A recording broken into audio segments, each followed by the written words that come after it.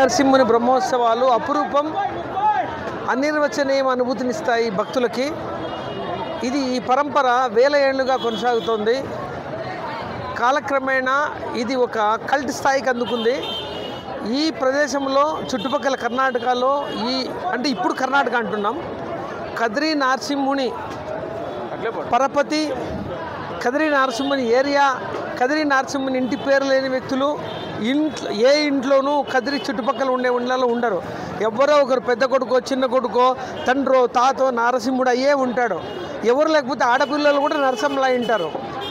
లక్ష్మీ నరసింహస్వామి ప్రభావం ఎంత ఉంటుందంటే ప్రతిదినము ప్రతి క్షణము ప్రతి పనికి చిన్న పని పెద్ద పని కాన్సెప్ట్ లేదు. సేద్యం చేసినా, వ్యాపారం చేసినా, ఉద్యోగం చేసినా, వృత్తి చేసినా, ఏం చేసినా నరసింహస్వామిని ముక్కోకుండా, నరసింహస్వామి దయ ఆశించకుండా, నరసింహస్వామి ఆశీస్సులు ఆశించకుండా ఒక్క నిమిషం మాకు కుదరదు. మేము అందుకనేసే ప్రతి ఒక్క వ్యక్తి, కదిరి తాలూకాలో ఉండే ప్రతి ఒక్క వ్యక్తి ఈ నరసింహుని బ్రహ్మోత్సవాలు ఎప్పుడు వస్తాయా అని ఎదురు చూస్తుంటారు. మాకు ఇబ్బంది, ఇన్కన్వీనియన్సు, రష్ ఎక్కువ ఉంది, ఇవన్నీ మేము అనుకోం.